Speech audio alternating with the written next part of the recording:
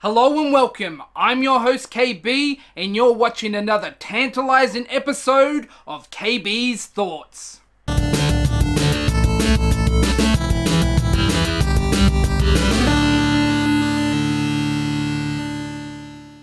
Now I've got to admit, when the Animaniacs reboot was first announced a couple of years ago, my original thoughts were, that's cool, but I wasn't exactly blown away by the announcement.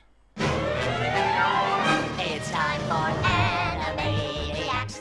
I think the reason for my ambivalence was that while I did watch the original series, I wouldn't classify myself as a massive Animaniacs fan, and with my not having seen the show in many years, it wasn't at the top of my list when thinking about properties that I'd want to see revived. My excitement did kick in, however, once I saw the new trailer for the series that released last month. Animaniacs. Now, the adoration pours in. Now, with all 13 episodes of Season 1 available on Hulu and a second season in production, I thought I would give my first impressions on what I've seen so far. I initially thought about waiting until I've watched all 13 episodes, but I'm not the type to binge a bunch of episodes really quickly, and to be honest, I'm already sold on what I've seen so far.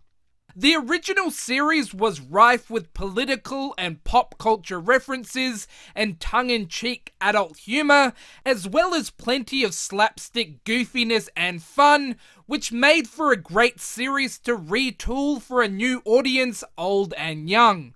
What I love about this reboot is it feels like it has picked up right from where the original show left off in 1998. Sure, the character designs have been slightly tweaked, it's in widescreen and not cel animated, but it feels just like the original show.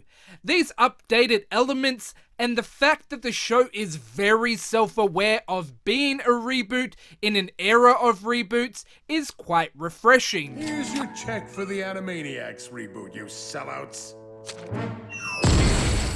I especially love the updated theme song, which retains the original feel enough to give you that nostalgic kick, but updated just enough to let you know that this is Animaniacs 2020. A brand new cast who tested well in focus group research. Gender balanced, pronoun neutral, and ethnically diverse. The trolls will say we're so passe, but we did meta first. I think the biggest selling point, at least for me personally, is that the reboot has retained many of the creative forces that were behind the original series.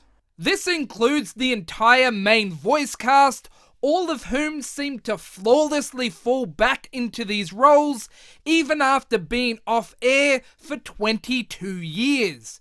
But there's also other elements, from the writing to the music, that has been handled by members of the original production team. The only real downside to this new series is it being an exclusive to Hulu, and with Hulu not being available outside of the US, us viewers outside the US have to resort to other means of watching the series, or wait for it to be licensed to other broadcasting services sometime in the future.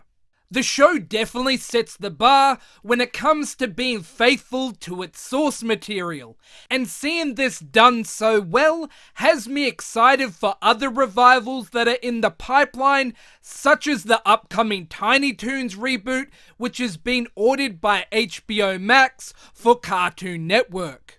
All in all, this is probably the best reception we've seen for a modern reboot, at least so far, and it has me pretty excited to see the second season, which is due to release next year.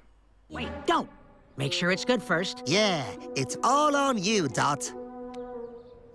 Maybe something reminiscent of the first season, But modern to show that we're not your dad's Animaniacs. but not so modern that you'll alienate the dads because they're a key part of our demographic. Thank you very much for watching this episode. Let me know what you think of the new series in the comments below.